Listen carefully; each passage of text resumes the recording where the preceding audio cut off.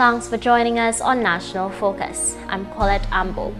Coming up, Honorable Prime Minister Roosevelt's CARICOM announces new aspects of government's Housing Revolution program.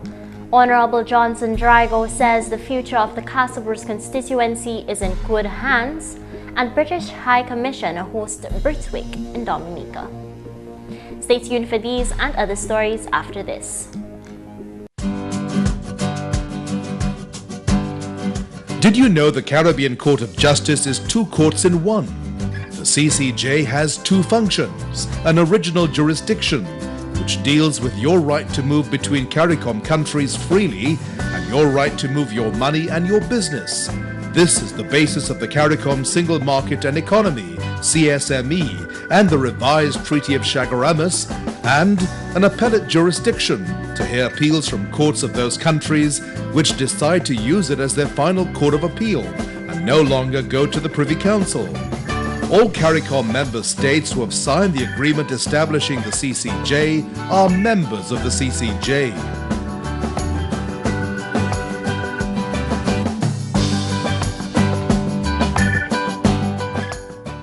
Thanks for staying with us.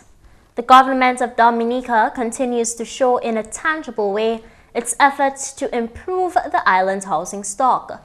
Loans have been provided at low interest rates to certain categories of low to middle income earners. Lands have been sold to squatters at $1 a square foot, and in other developments, price per square foot has been reduced below the market value. In his 11th budget address to Parliament on Wednesday, Honorable Prime Minister and Minister for Finance, Roosevelt's CARICOM, announced yet another component of the Housing Revolution program. As another component of the Housing Revolution, we propose to increase the mortgage interest allowance from $15,000 to $25,000 per annum.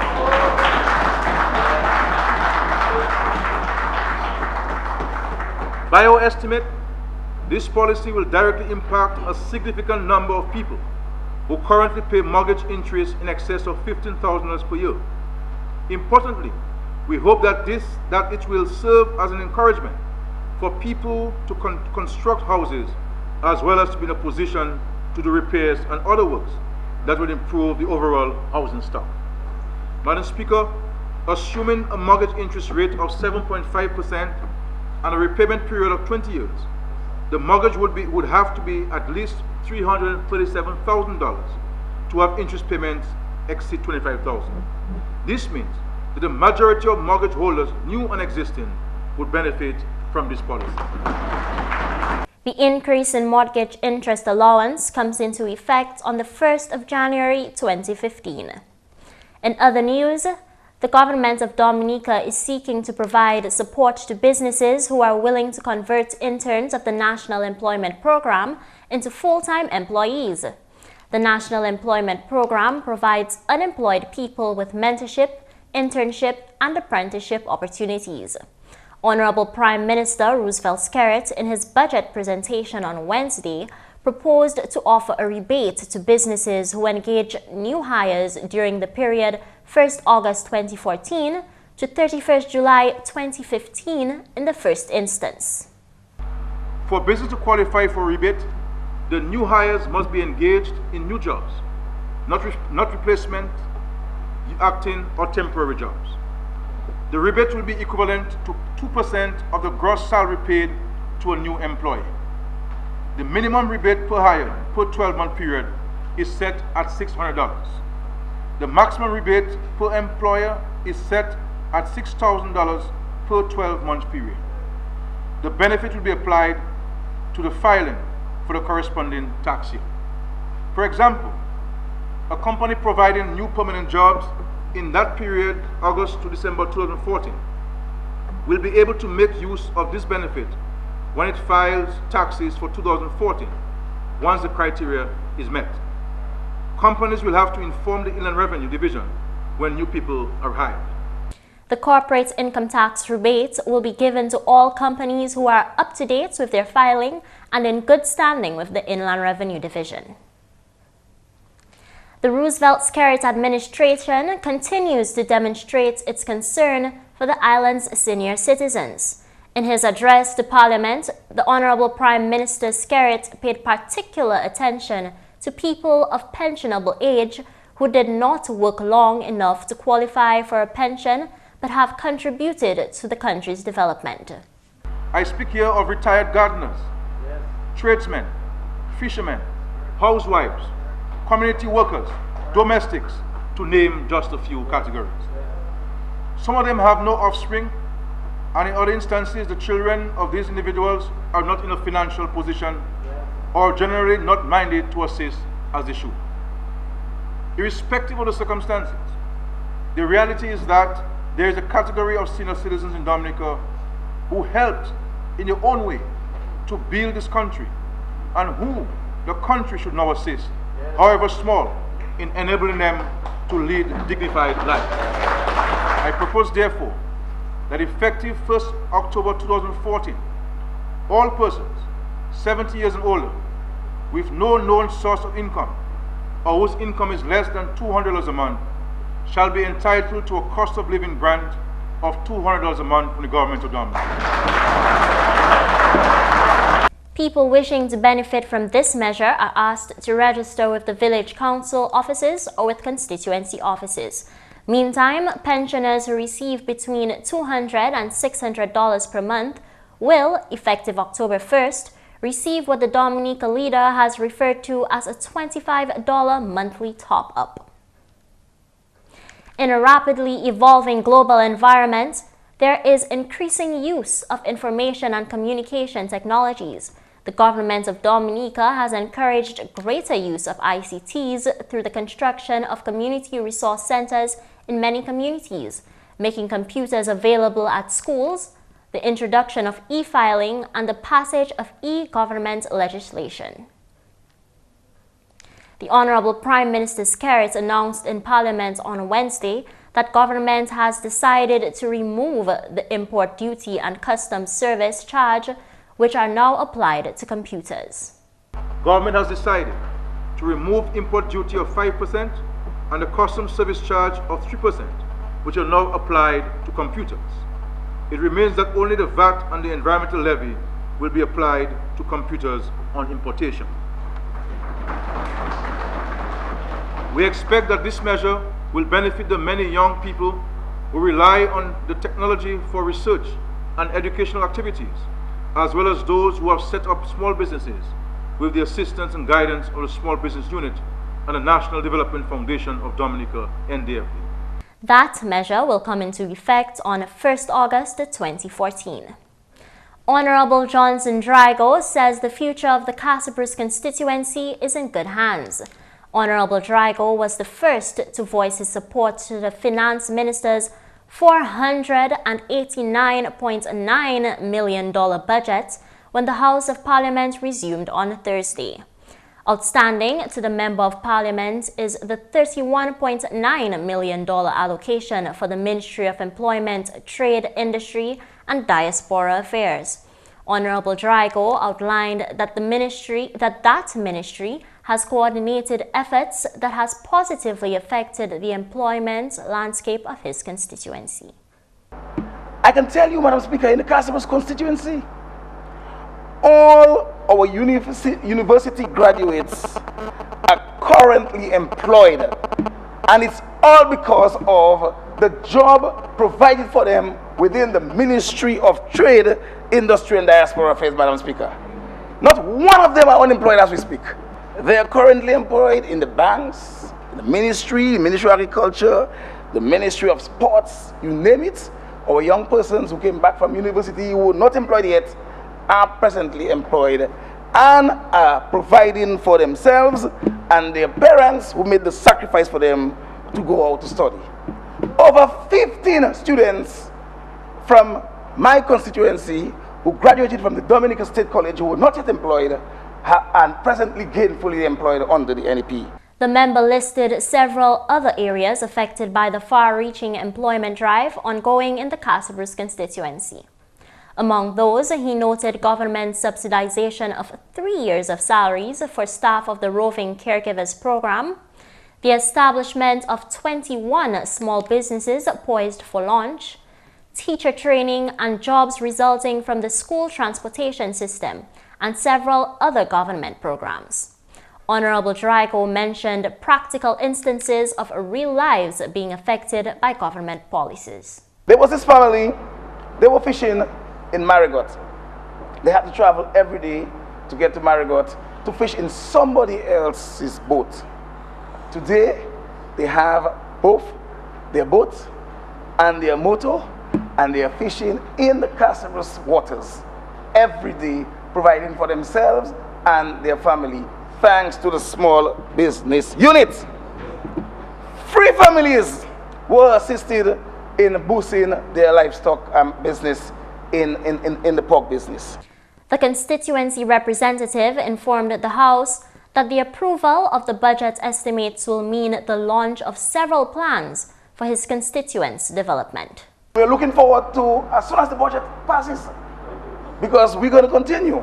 We have plans for a chicken project for Pidi Souffriere, a poultry project for Pidi Souffriere. We have plans for the farmers, young farmers of Dipa. The projects are in, and Honorable McIntyre and I will be spending some quality time together as we unfold projects for young people and we keep our young people occupied. In education, Honorable Drigo reported that 12 young constituents are currently pursuing studies overseas, either partly or sponsored by the Labour Party government. Physical upgrades to the education sector in the Castle Bruce area were also highlighted. Last year, we spent over $250,000 on the Castle Bruce Secondary School. The Castle Bruce Primary, we spent over $160,000 to do the total transformation of a section of the school and the toilet wing. Immediately after this budget, repairs will be done again to the Castle Bruce Primary School. We'll be transforming the kitchen unit, and we'll be fixing up all the partitions and so on in the school. More than $700,000 have been spent on housing repair for constituents of the Castle Bruce area, and according to Honorable Drigo, the impact is being felt. I recall a lady saying to me that when she woke up one night, she accustomed of using her buckets and pail to collect her water. And when the shower burst around midnight, she dived for these containers, not realizing that earlier in the day, her entire house was covered thanks to the government of Dominica. She no longer needed the buckets and the pails to put in the different spots to collect water. This is what bringing comfort to the elderly and less fortunate is all about.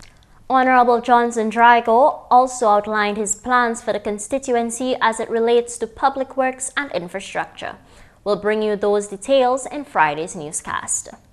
In more news, for the first time, the British High Commission, UK Trade and Investment, the UK Department for International Development Caribbean, the UK National Crime Agency and the Caribbean Criminal Asset Recovery Program have partnered to host a Brit Week in Dominica. At a press briefing on Thursday morning, the British High Commissioner Victoria Dean informed that Brit Week, which commenced on Tuesday 22nd July, aims to highlight the strength of collaboration between the UK and Dominica. So there's a wide range of us here. We're trying to do lots of different things in our time here. We've been very honoured to meet with both your President and your Prime Minister already. But also we've done some interesting exploration and outreach work. The consular team are off visiting the hospital. We went to have a look at the geothermal project yesterday that could be a real game changer for energy and energy prices here in Dominica. We have met with businesses, senior political leaders, government officials. This afternoon I'll see some British businesses. We'll do a crisis planning exercise, as I mentioned, and a variety of other bilateral meetings. The High Commissioner highlighted that the delegation is also using this week to promote UK's Chevening Scholarship. This is a programme that the British government has run for 30 years now, where we fully fund students to travel to Britain and complete a master's in a particular field of study. Very often something related to the public sector, but it could be law, engineering, education, criminology, a whole variety of subjects. And what we seek to do is really find the brightest future leaders in a country and select them for this scholarship programme. perhaps the most famous current Dominican Chevening scholar is Lennox Honeychurch, who I know is a real advocate for the programme. And what we're keen to do is really raise awareness and raise the profile of that programme. Next year we will be able to send 4 students from the Eastern Caribbean back to Britain to study. And in about a month's time we'll be opening our applications for that programme. So we really do encourage as many people as possible who have an interest in studying in the UK to think about putting in an application. According to High Commissioner Dean, this week's activities have proved that although still a small island developing state, Dominica is a valuable partner and the country has an affinity with Great Britain. Yesterday, when we were holding some of our clinics, we had one, as I said, for people who are British passport holders but who live here, many of them dual nationals. And then we had one for Dominicans who have an interest in going to Britain. And I think what surprised us is we laid out about 10 or 12 chairs for the meeting, thinking that's how many people would come. And we had more like 40 or 50 people at each meeting. So there's definitely and clearly a kind of tangible level of interest between the two countries that we've really felt on this visit. I think also we shouldn't underestimate that Dominica is a member of the Commonwealth. It's a country that many British people come to travel, increasingly so in numbers, is a member of the UN, has something to say for itself and is an important country in its own right, and Britain respects that and understands that. So you say it's an imbalanced relationship, and that in terms of sheer size, that's absolutely right.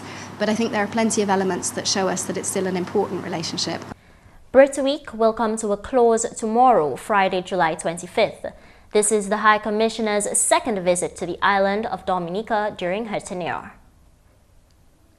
Dr. Albert Binger says Caribbean people are just now beginning to see the importance of energy alternatives as a viable replacement for fossil fuels.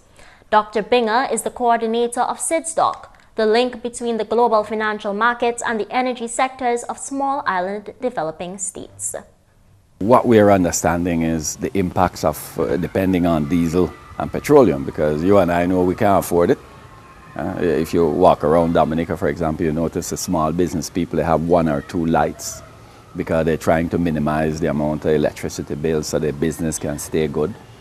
The people in the hotels, they know the bill for the energy is so big that they can't really pay their workers like they should. So people feel it. Of course, then the worker don't have as much money at home. Because by the time they pay their bill, what they have in their pocket is a little bit, so they can't save. So they don't understand exactly how the renewable and energy efficiency is going to impact them, but they know how the present situation is hurting them. And I think it's now a pretty easy transition to say, look, this is what you are, this is how it's impacting you, this is what will happen if you get over here. And I think once you can actually demonstrate and show them that it is real, that they can see it, then you will find them buying in a lot quicker. Dominica's ambassador to the United Nations and chairman of the SIDSTOCK Steering Committee, His Excellency Vince Henderson, spoke with GIS News at the close of the workshop. He is satisfied that words are being translated into actions. I think generally there's a sentiment that this is something that we need. And yes, there are 2 things. One, last year CARICOM adopted an energy policy. The Caribbean Energy Policy goes by the acronym of CSIRMS. CSIRMS basically provided a roadmap for CARICOM member states, how we could move, how we can transition our energy sectors, the emphasis on renewable energy and energy efficiency. The center is the logical next step for that process, because it is good to have plans on paper, but you need to implement it. The center now will become an essential part of CARICOM, the work that CARICOM is doing, and being able to transform the commitments made, the roadmap developed, into real action. So generally, members are in support. The ambassador commented on the quality of the discussion over the course of the 2 days. It got heated at times and a lot of disagreements, but that's what you expect when you have experts in a room, you know, and people disagree respectfully. That is the kind of conversation that we encourage, because for us, we want to ensure that members have a say in this decision. And it is their decision at the end of the day. I'm the chairman, but I don't want to use my position to influence the process. But so I encourage the discussions, and I have asked all the facilitators to encourage discussion, let people express their views. the presenters must be able to explain and respond to those questions. And I think we are getting to a point of convergence almost from at the end of this morning's session before the break. I felt that we have gotten to a position of convergence where we've recognized that, okay, there may be some issues, there may be some challenges, there may be concerns even and reservations that some member states have, but they believe, as I said earlier, this is something we must do. How do we do it? And that is where we are, that's where the challenge is. And I think the point of convergence is saying that here is this institution already doing some work in the region, let's partner. The region is looking forward to the coordination of energy efficiency efforts that will be made possible through the Caribbean Center for Renewable Energy and Energy Efficiency. Chief Energy, Science and Technology Officer for St. Lucia, Judith Ephraim, has told GIS News that St. Lucia is invested in the successful establishment of the center. I think the discussions that we have been having have been very useful. We have a range of ideas, and I think this has provided an avenue for cross-fertilization of ideas. We have to ensure that this center, there's a unique role for it, and we have to ensure that in the planning stages we begin to think ahead so that, you know, there's some flexibility. We have to think of issues of sustainability. I think the region, sitting at the table, there are a number of interests, and just listening to the different ideas, it has helped to help guide my decisions, and I think it will help us see the region as a whole as a better ground for promoting innovation and coming up with, you know, meaningful solutions for our problems. Ephraim described the discussion as useful from her country's perspective. I think the discussions that we have been having have been very useful. We have a range of ideas, and I think this has provided an avenue for cross-fertilization of ideas. We have to ensure that this center, there's a unique role for it, and we have to ensure that in the planning stages we begin to think ahead so that, you know, there's some flexibility. We have to think of issues of sustainability. I think the region, sitting at the table, there are a number of interests, and just listening to the different ideas, it has helped to help guide my decisions, and I think it will help us see the region as a whole as a better ground for promoting innovation and coming up with, you know, meaningful solutions for our problems. The next step following the validation discussion was outlined by the SIDSTOCK coordinator. We collected a lot of information to help us better understand the needs, the focus, the governments, and all the governance of the institution. What will happen after this meeting is we will revise those initial ideas and concepts and proposals to finalize them. Hopefully we will get this done by the end of August, September. And basically then we will come back to the governments with those final positions, get them to agree. And then we will start the next step, which is actually getting the governments to decide where is going to be the location of the center, physical location of the center, that we hope to do by the end of October, and be in a position to then begin to recruit staff to be in operation as early as January, February 2015. And before we leave, here's an announcement from the Division of Culture. Heart of Dominica and the Division of Culture invite the general public to participate in this year's Emancipation Hike, scheduled for Saturday, August 2nd, 2014. The hike will take place along segment 5 of the Waitikubli National Trail, starting from Fomel and ending in Port-Cassé. Following the hike will be a river lime at Riverstone Bar and Grill. There is a registration fee of $20, which covers transportation and drinking water, and a separate fee of $20, which covers lunch and a drink. Transportation will leave the Roseau Bayfront at 6 o'clock a.m. Persons interested should register by contacting the Division of Culture at telephone 449-1804. And that's the English news. McPherson St. Luce is next with the Creole highlights. Allô tout le monde, bienvenue à cette nouvelle en Creole. Non moins, c'est McPherson St. Luce. Premièrement, Premier Minister Honorable Roosevelt Skerritt demandé Parlement si le budget qui présenté pour l'argent qui est estimé à dépenser pour l'année financière qui est venu au bout de juin l'année prochaine. Présentation budget là, c'était les 11 que le Premier ministre Skerrit présenté et puis dernier avant l'élection générale. Le Premier ministre a fait parole en Parlement. Si la globalisation, le gouvernement là, a sa pour action en intérêt dominicain.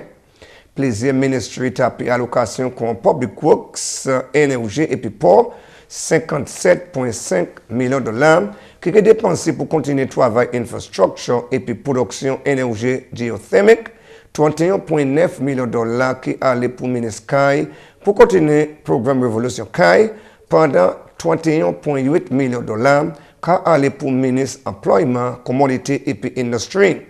Le Premier ministre a aussi annoncé commencement gros projet en parmi avancement ville Rousseau et puis Guantans, aussi travail pour ouvrir les usines café en ville Salam. Plaisir d'autres qui tapé attention en parmi soulagement pour peuple là, VAT qui pour sortir à ses services charge hotel, duty pour sortir à ses pampers pour grand monde et tes enfants, yo grant pour monde qui travaille et puis yo pas taper une pension et puis ça que personal income tax qui a été pour certaines catégories de monde. Le Premier ministre a aussi annoncé que le ministre des Finances qui a tapé plus de tranche pendant la sécurité nationale qui a tapé 10%, ministre Santé 47 millions, éducation qui a tapé 62,9 millions, développement communauté 17 millions. Le gouvernement qui a aussi fait allocation pour les autres ministres là. Il a aussi sollicité loan et puis grant pour notre pays. L'argent qui est aussi dépensé pour mitigation des désastres qui étaient bien affectés pays l'année passée. En autre nouvelle, même parlement pour grand fond Honorable Ivor Stevenson qui a un support pour budget que le Premier ministre Honorable Roosevelt Skerrit présenté en parlement. Si le Honorable Stevenson, Dominique qui a tapé soulagement musique qui en budget là. Budget ça là c'est qui est bien bon. Nous allons toucher la vie de tout le monde en pays. Nous allons toucher la vie de maman et puis les gens qui vivent passe. Nous allons tirer des trois taxes dans les budgets là. Pour que les gens qui ont gagné ces bails là, ils mettent bails. Il pas que toutes dépenses là pour gagner pampers et puis l'autre bail ça qui actuellement qui tellement cher. Budget là, je crois que c'est un budget qui est bien bon et puis je crois que toute facette nous en pays Dominique nous qui ça taper un petit relief. Je crois que budget là même ni place là nous faire place isla son office là nous que là qui nous que manger chimie à son office là parce chimie quand damagé autant il est assez corner et puis c'est section chimie là qui mauvais nous que toutes ces bails qui ça qui manger so nous pile bagarre dans budget là qui fait la vie moun plus meilleur. En autre nouvelle, organisation LOA et Kalinago venir ensemble pour assister aux résidents et puis africains. Plaisir de yo ti engagé ka bâti, pentiwe et d'autres bagailles pour les résidents qui partent ni en bonne occasion pour yo te sa wete. Ça nous a fait aujourd'hui, c'est nous a tapé Salibia Constituency LOA yo a venir ensemble pour ça pentiwe de trois cailles nous faire ba de trois monde qui édigeant pour nous savoir qui manière nous ka élever la vie pour faire la vie ti meilleure ba yo. C'est caille ça là c'est pas moi clairement venir moi passer moi condition c'est mon de ka vivre. Moi décidé que moi ga faire on comment dire ça encore changer la vie. Pour qui manière nous ga changer la vie. So moi aussi Prime Minister moi dit condition c'est mon et moi pas ni problème que ben nous matériaux nous ga faire ces caille là c'est ça nous fait nous tenir 5 monde place là qui volontaire service pour ça construire ces caille là. Eh ben quand nous regardons ça, ça nous a fait après. Nous finissons petit, nous avons mis courant, nous avons gardé pour l'eau, nous avons mis washroom facility pour make sure que nous avons la vie confortable pour vivre. Et bien, faire la vie au meilleur par ces communautés. Et puis finalement, révolution qui était faite, Geneva bénéficie peuple B, mon communauté là qui était bien ouvert, à Dain, qui était appelé recognition en célébration réunion. Parole ça là sorti gouvernement parlement honorable Justin Charles. Ministre Charles aussi mentionné d'autres activités réunion ça là. Nous pas qu'à dire nous ni pour continuer goumer et le faire débat mais mon quoi c'est un move pour des gens gouambé même sortir horde esclavage so nous libérer à présent nous taper terre nous gagner terre là actuellement ça j'ai un des développe so nous observer 40 années ça là nous also ne garder compte c'est moun qui fait qui head révolution ça là nous savons nous ni Philippe Francis Angouabe et c'est qui était premier qui était head révolution ça nous qui on our way award ceremony because nous savons pour nous il c'est un hero pour nous Angouabe so nous qui on our way d'autres activités nous qui ni comme dit nous qui ni award ceremony nous tout qui marcher au segment White Kubuli National Trail là nous qui ni debate nous qui ni debate contre history nous qui parler contre history Geneva history Gouambé nous que mener moun parler contre ça so moun Gouambé même ça apprécier qui ça qui fait avant yo même te fait et vers la nouer à présent et vers comment nous ça garder forward. Messieurs mesdames, ça c'est tout pour nouvelles en créole pour à présent. Non moins c'est McPherson Luce. Au revoir. Coming up next, your tip of the day. Did you know the Caribbean Court of Justice is 2 courts in 1?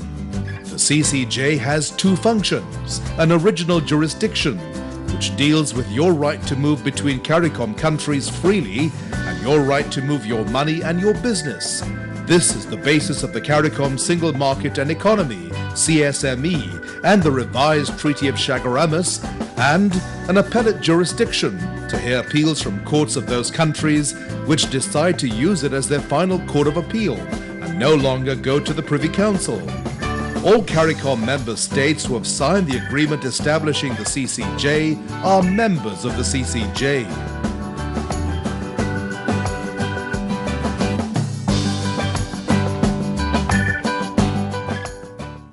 A big error that many people make is skipping meals.